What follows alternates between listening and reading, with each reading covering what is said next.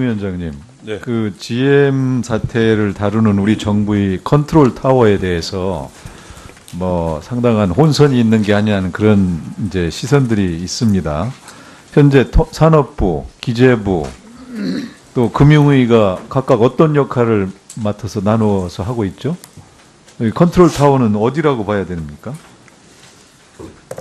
네, 컨트롤 타워라고 하기보다는 산업부가 우선 주된 협상 창구 역할을 맡아서 하고 있습니다. 이제 금융위로서도 산업은행과 함께 이번 그 GM 사태를 다루는 데 있어서 핵심적인 일을 해야 되고 또 지금 하고 있다는 말씀을 우선 드리겠습니다. 그러니까. 네. 그래서 지금 밖에서 볼 때는 어디가 확실하게 하고 있는지가 잘 불분명해 보여서 이게 과연 GM 같은 거대 기업, 뭐 법적으로 많은 무장을 하고 있고, 또 GM은 오히려 정치권부터 이렇게 접근해 가면서 체계적으로 나가는데 우리 정부는 뭐 우왕좌왕하는 거 아니냐 이런 이제 인식을 보여주고 있습니다. 그래서 그런 부분에 대해서 내부적으로 잘 협의하고 그렇게 돼야 되는데 그런 것에 대해서 지금 뭐 답변이 분명치 않잖아요. 산업은행 회장님, 예, 지금 그 실사를 한다고 하는데 하고 있습니까? 착수했나요? 실사를 시작하기 위한 지금 업무 협의를 하고 있습니다. 업무 협의. 예. 그래서 실사의 뭐 범위와 방법에 대해서 지금 실사에 대해서 이제 그러면 어떤 것을 실사를 주로 해야 되겠다 하는 대상을 산업은행에서는 계획한 바가 있습니까? 구체적으로 목표를 갖고 있습니다. 지금 우리가 그동안 이제 국정감사에서도 이 사태를 들여다봤고 그랬는데 실사의 내용에 적어도 이 세 가지는 들어가야 된다 하는 것이 있습니다. 첫째는 GM 본사가 한국 GM에 3조 원을 빌려주면서 연 5%대 고금리를 적용하는 게 적정했느냐. 두 번째는 GM 본사가 한국 GM의 연구개발 비용을 과도하게 부담시킨 거 아니냐. 지난 2014년부터 16년까지 연구개발비로 1조 8천억 원을 GM 본사에 보냈는데 같은 기간 손실 규모하고 비슷한 겁니다.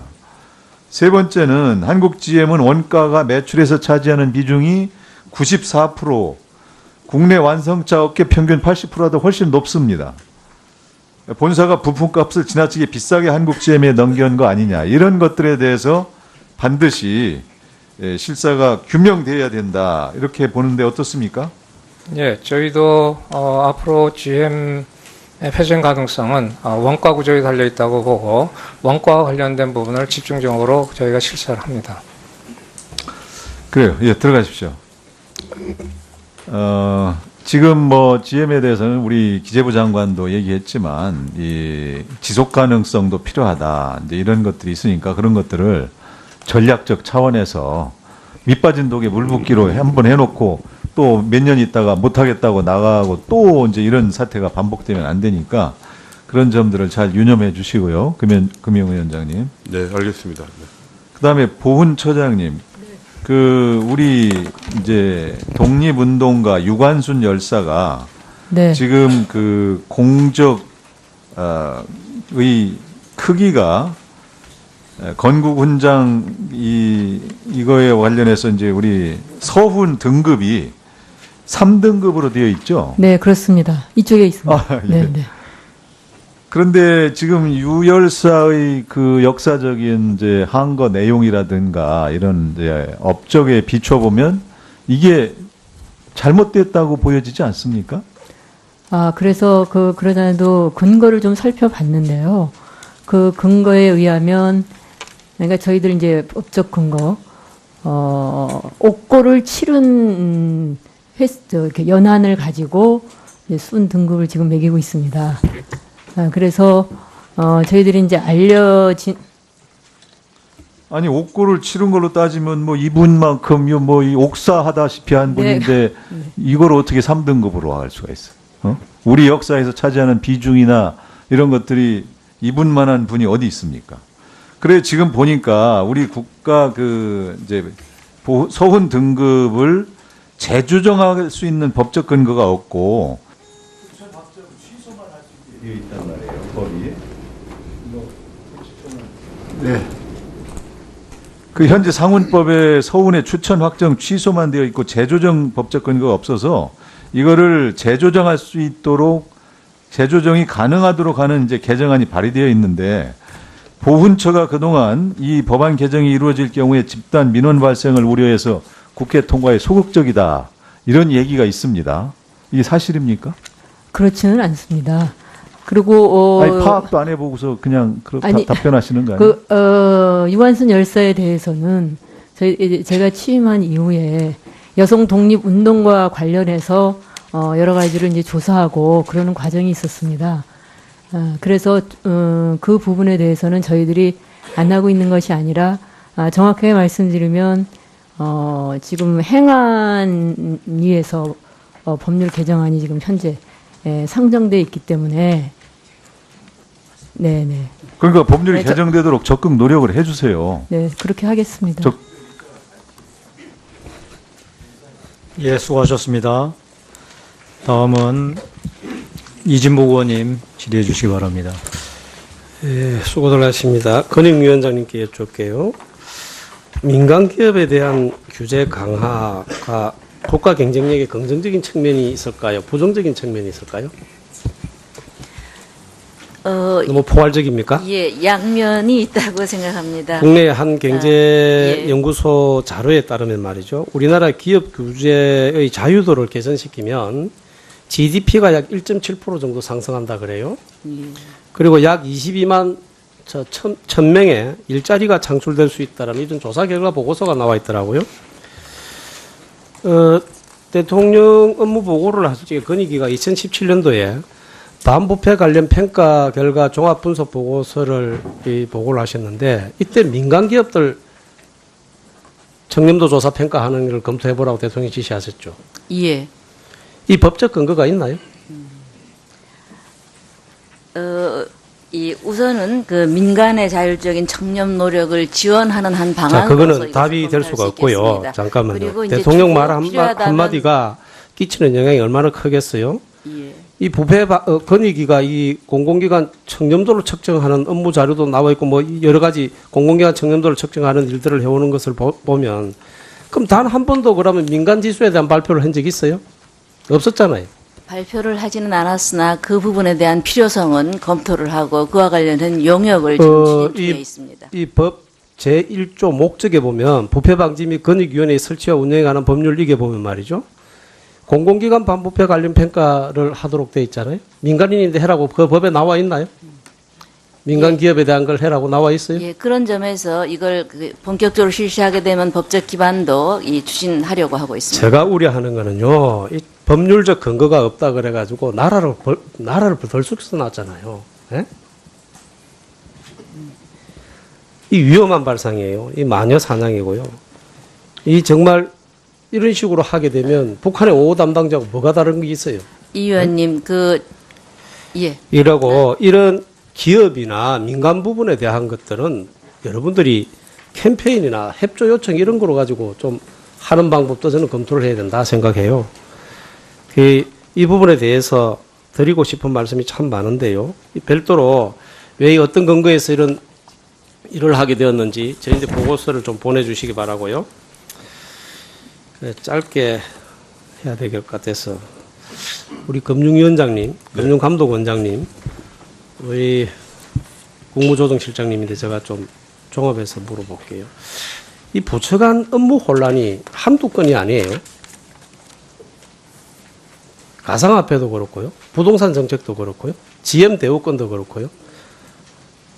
이 가상화폐는 어제 오늘이라니까 우리가 벌써 5개월째 이 문제를 지금 논의하고 있지 않습니까? 그런데 우리 최종구 금융위원장님 하신 말씀 제가 보니까 가상통화와 같은 거래를 금융업의 하나로 포섭할 가능성이나 필요성, 타당성은 없다고 본다. 이 작년 11월 29일 날 했고요. 12월 11일 날 출입기자단 오찬 간담회에서는 거래소 인가 등은 없다. 그리고 정부에서는 거래 전면 금지를 포함해서 규제 수준을 논의 중이라고 말씀하셔서 강력한 규제 예고를 했어요.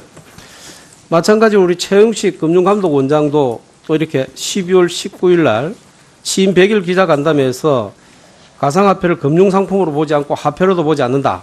우리는 이런 갬블링판을 공인하지 않는다. 가상화폐 거품이 빠질 것에 내기해도 좋다. 이런 말씀을 하셨더라고요. 그 이후 법무부 장관이 가상화폐 거래소 폐쇄 검토 발언을 하니까 시장이 벌컥 뒤비졌죠.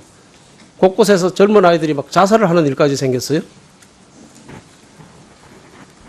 근데 금감원이 1월 20일 날 출입기자단 오찬 간담회에서 가상화폐에 대한 정상적인 거래가 이루어지도록 지원하겠다.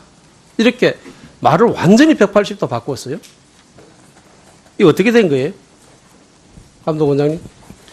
제 말씀드린 게 조금 언론에 좀 오해가 있게 해석이 된 것 같습니다. 저희가 말했던 저는 그 은행 가상 통화 거래가 은행을 통해서 정상적인 거래가 됐으면 좋겠다는 얘기입니다. 그 정상적인 거래는 아니. 그거를 그렇게 변명하시면 될 문제가 아니에요. 그 말을 뒷받침을 해주질 않고 있어요.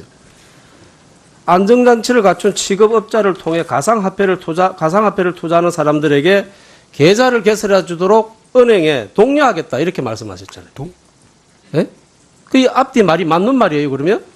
제가 말씀드렸던 내용은 가상 통화 거래에 대해서 실명 확인과 또 자금 세탁법 범죄에 벗어나지 않도록 가이드라인을 준수해서 거래되도록 정상 거래가 되도록 하겠다는 그런 차원이었습니다. 그래서 그렇게 은행들이 그런 정상 거래가 이루어지도록 독려하겠다는 차원이었지, 그것이 어떤 그 가상화폐 거래를 활성화시키고 그러겠다는 차원은 아니었다는 말씀을 다시 한번 말씀드리겠습니다.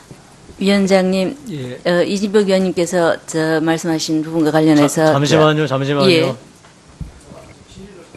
죄송합니다. 네네. 저는 예. 이게 5분이 끝난 걸로 나와 있었기 때문에 이진복 송구합니다. 의원님, 1분. 송구합니다. 민간 기업의 첨단도 평가는 사실 이미 글로벌 스탠다드가 이미 나와 있습니다. 예를 들어서 국제 경영 개발원이라든가 세계 경제 포럼 이런 쪽에서 설문조사 방식을 통한 기업인 평가를 하고 있고, 정부에서는 이걸 정부가 직접적으로 한다기보다는 이 부분에 대해서 우선은 용역을 통해서 민간 협의회를 통한 시민사회나 아니면은 국책연구기관 등이 주관이 되어서 이 평가 모형을 개발할 수도 있으리라고 생각이 됩니다. 그리고 필요할 경우에 또 정부 차원에서 검토가 필요하다면 이것은 위원님께서 지적하신 것처럼 법적인 뒷받침이 있어야 하리라고 생각합니다. 그런데 지금 유 열사의 역사적인 항거 내용이라든가 이런 업적에 비춰보면 이게 잘못됐다고 보여지지 않습니까? 그래서 그러자도 근거를 좀 살펴봤는데요.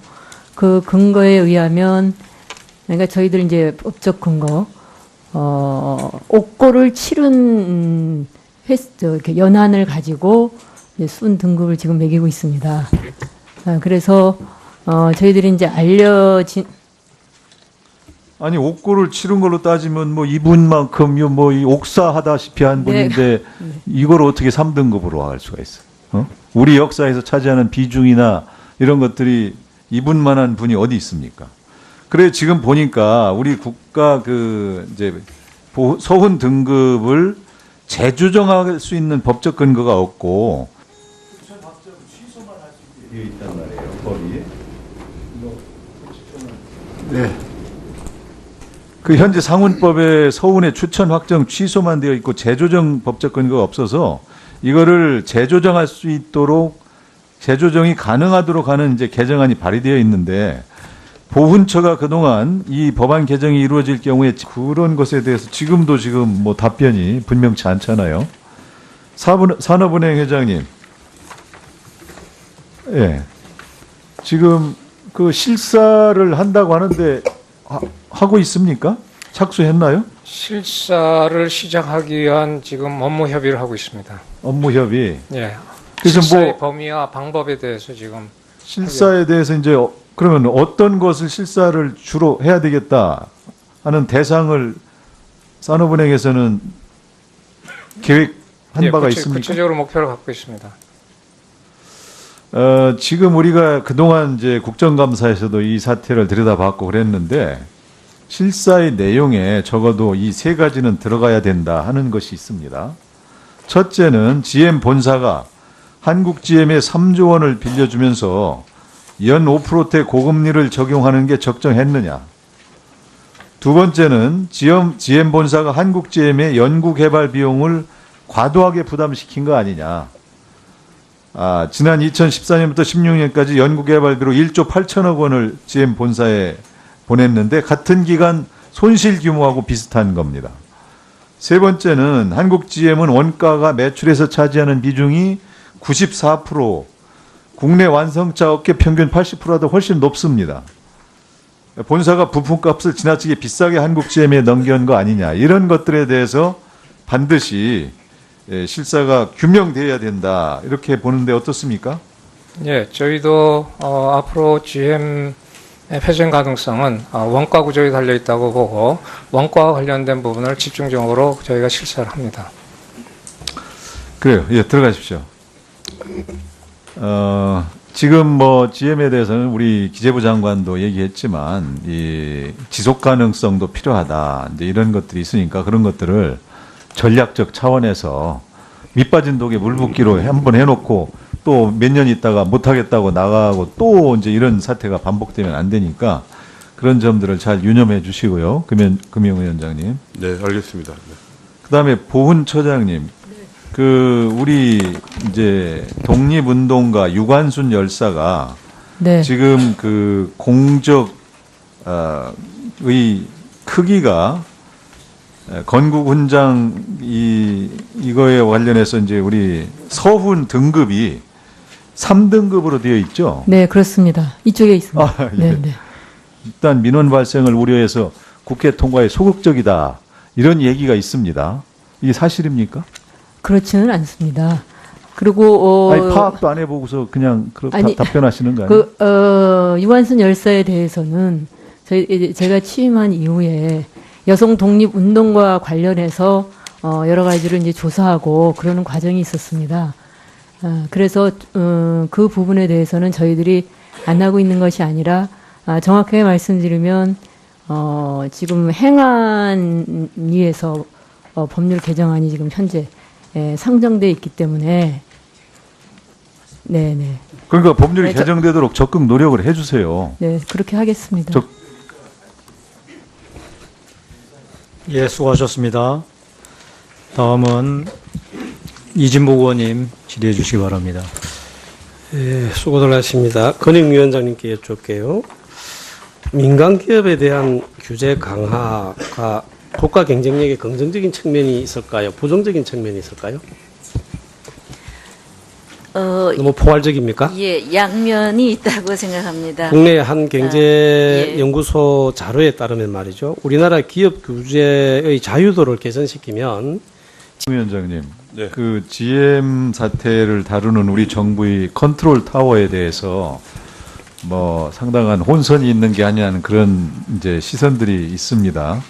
현재 산업부, 기재부, 또 금융위가 각각 어떤 역할을 맡아서 나누어서 하고 있죠? 이 컨트롤 타워는 어디라고 봐야 됩니까? 네, 컨트롤 타워라고 하기보다는 산업부가 우선 주된 협상 창구 역할을 맡아서 하고 있습니다. 이제 금융위로서도 산업은행과 함께 이번 그 GM 사태를 다루는 데 있어서 핵심적인 일을 해야 되고 또 지금 하고 있다는 말씀을 우선 드리겠습니다. 그러니까. 네. 그래서 지금 밖에서 볼 때는 어디가 확실하게 하고 있는지가 잘 불분명해 보여서 이게 과연 GM 같은 거대 기업 뭐 법적으로 많은 무장을 하고 있고 또 GM은 오히려 정치권부터 이렇게 접근해 가면서 체계적으로 나가는데 우리 정부는 뭐 우왕좌왕하는 거 아니냐 이런 이제 인식을 보여주고 있습니다. 그래서 그런 부분에 대해서 내부적으로 잘 협의하고 그렇게 돼야 되는데